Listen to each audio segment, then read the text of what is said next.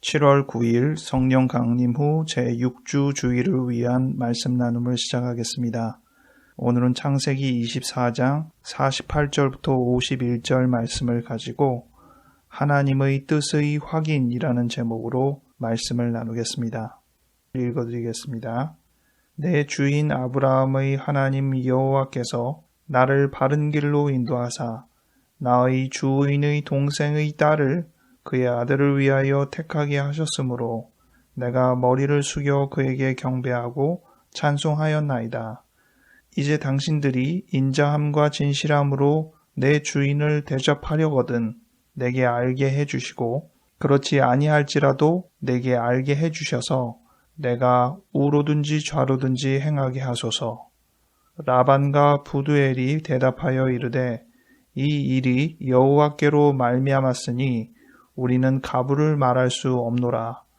리브가가 당신 앞에 있으니 데리고 가서 여호와의 명령대로 그를 당신의 주인의 아들의 아내가 되게 하라. 아멘.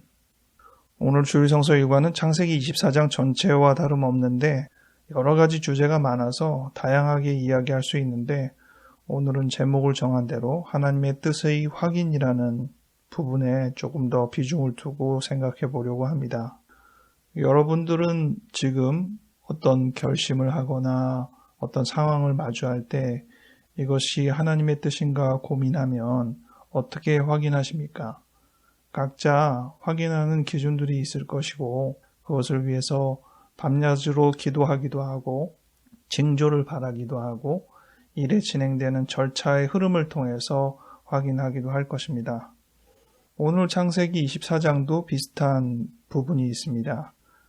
아브라함은 그의 가장 신뢰할 만한 종에게 2절에 늙은 종이라고 나와 있는데 이 종은 창세기 15장 2절에 언급되어 있는 아브라함의 가장 중요한 신복인 엘리에셀을 의미하는 것으로 생각합니다. 그는 다메섹 사람인데요. 바울이 하나님을 만난 지역으로 잘 기억하고 있죠.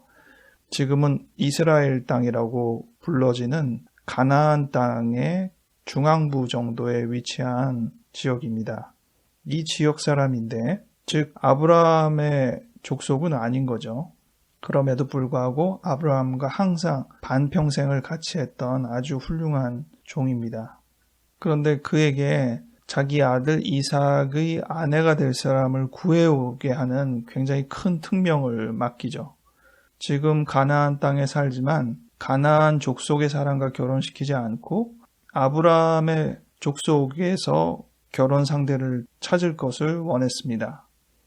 지역적으로 보면 지금 가나안 땅의 동쪽 갈대아 우르가 아브라함과 아브라함의 아버지와 또 아브라함의 형제들이 같이 하나님의 명을 받아서 떠나온 땅이고 중간에 머물다가 그의 아버지가 돌아가신 장소가 북쪽에 있는 하란이라는 지역입니다.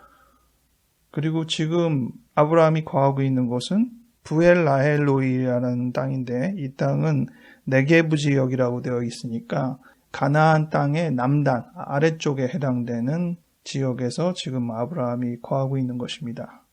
조금 복잡하게 이야기를 하게 되는데 지금 이 가나안 땅은 하나님이 정해주신 땅이긴 하지만 현지인들이 살고 있는 타국의 땅인 느낌인 것입니다.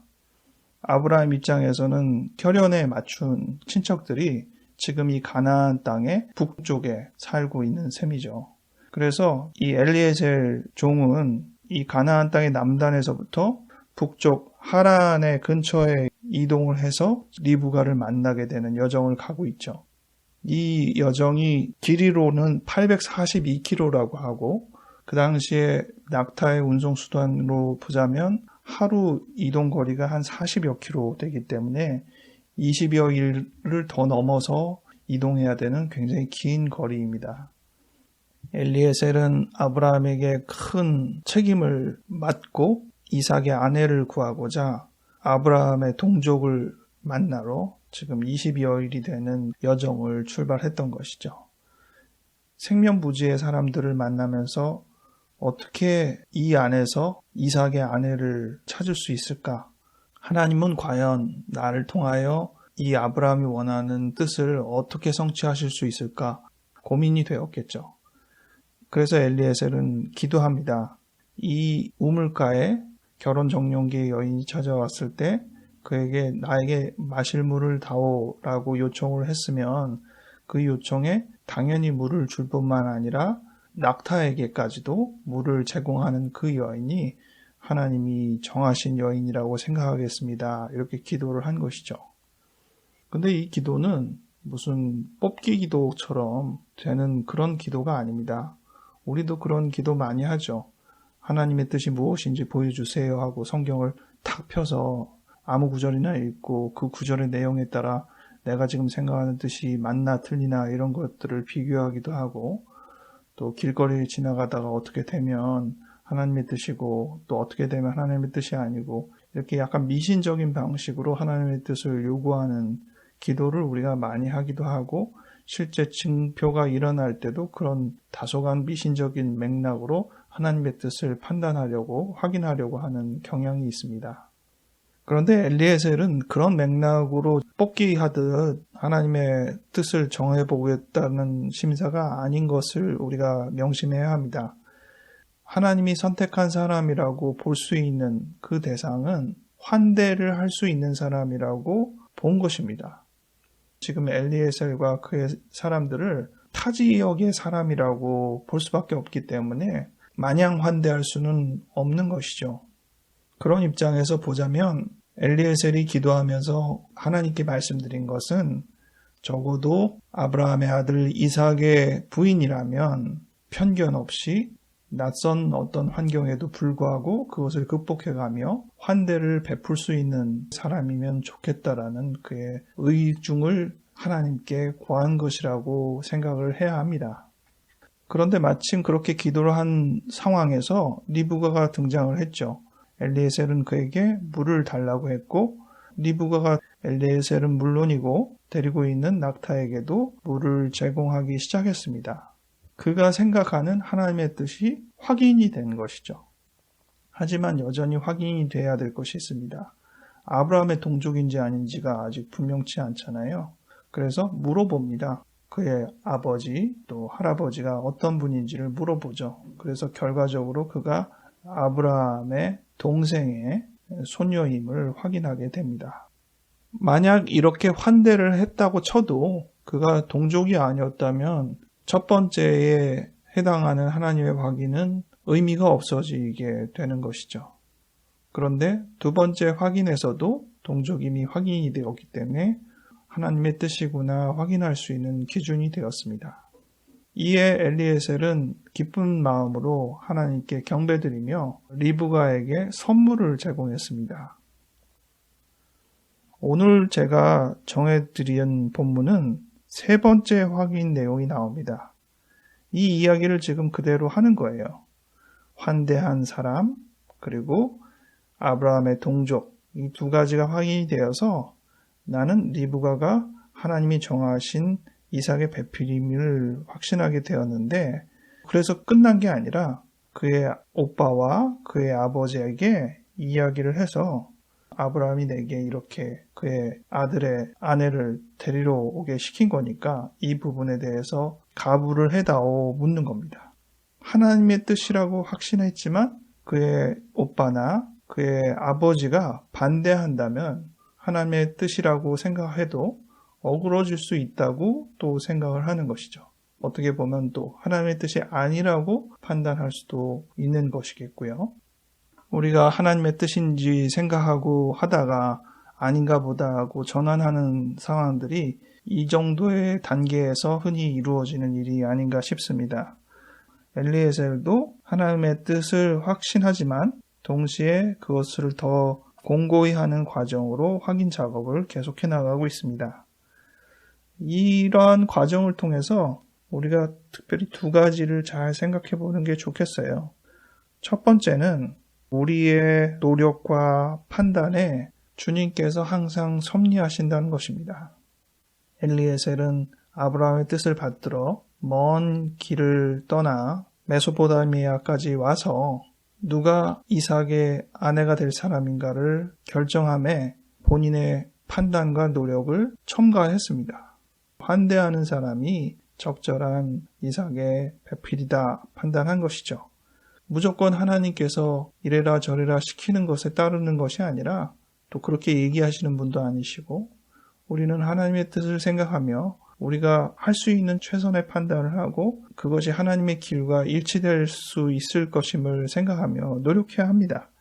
두 번째는 하나님의 뜻이라고 여겨도 항상 그 결정은 가부가 생기거나 좌우가 생긴다는 것입니다. 이것이 우리에게 어려운 일이겠죠. 또 한편 생각해보면 하나부터 10까지 다 돼야 하나님의 뜻이고 5가지는 잘 이루어지다가 6부터 틀어지면 하나님의 뜻이 아닌 거냐라고 생각할 때 그렇게 생각할 일은 아니라는 판단을 또 해야겠습니다. 하나님은 그 과정 속에서 한 걸음 한 걸음을 결정하게 하시고 때로는 우리가 스스로 결정할 수 있도록 허용하시고 실패의 경험을 통해서도 새로운 다음 과정을 준비하게 하십니다. 그렇기 때문에 하나님의 뜻이라고 분명히 확신하는 그 과정조차도 중간에 틀어지거나 무산될 수 있다는 생각을 같이 하는 것이 타당하겠습니다.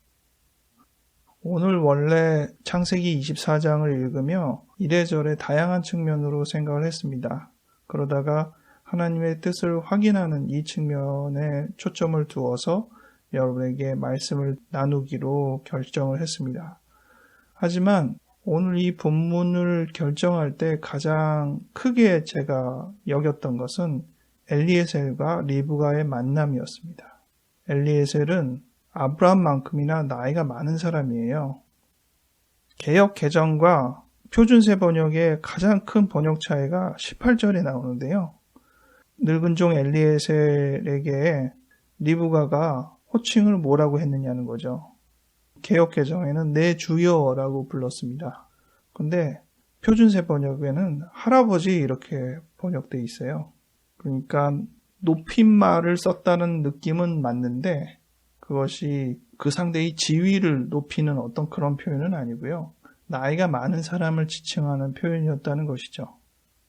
엘리에셀도 비록 낙타 10필에 또 수중에 또 같이 일행도 있고 꽤 근사하게 보일 수는 있지만 정말 먼 거리를 와서 고생하고 힘들어 지쳐있는 사람인 것이고요.